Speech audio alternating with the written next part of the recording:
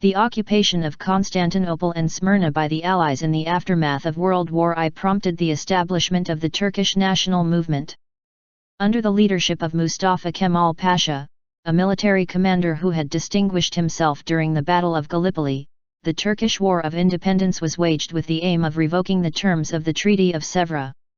By September 18, 1922, the occupying armies were expelled, and the Ankara-based Turkish regime, which declared itself the legitimate government of the country in April 1920, started to formalize the legal transition from the old Ottoman into the new republican political system.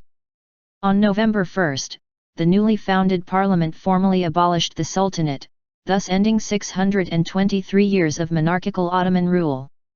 The Treaty of Lausanne of July 24, 1923 led to the international recognition of the sovereignty of the newly formed Republic of Turkey as the continuing state of the Ottoman Empire, and the Republic was officially proclaimed on October 29, 1923 in Ankara, the country's new capital.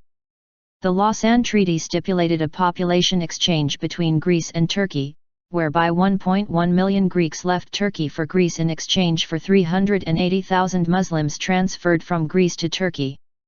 Mustafa Kemal became the Republic's first president and subsequently introduced many radical reforms with the aim of transforming the old Ottoman Turkish state into a new secular republic. With the surname law of 1934, the Turkish parliament bestowed upon Mustafa Kemal the honorific surname Ataturk, Father of the Turks. Turkey remained neutral during most of World War II, but entered the closing stages of the war on the side of the Allies on February 23, 1945. On June 26, 1945, Turkey became a charter member of the United Nations. Difficulties faced by Greece after the war in quelling a communist rebellion, along with demands by the Soviet Union for military bases in the Turkish Straits, prompted the United States to declare the Truman Doctrine in 1947. The doctrine enunciated American intentions to guarantee the security of Turkey and Greece, and resulted in large-scale U.S. military and economic support. Both countries were included in the Marshall Plan and OEEC for rebuilding European economies in 1948, and subsequently became founding members of the OECD in 1961.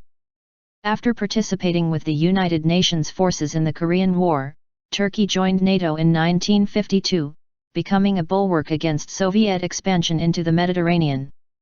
Following a decade of Cypriot intercommunal violence and the coup in Cyprus on July 15, 1974 staged by the EOKAB paramilitary organization, which overthrew President Makarios and installed the pro-Enosis union with Greece, Nikos Sampson as dictator, Turkey invaded Cyprus on July 20, 1974.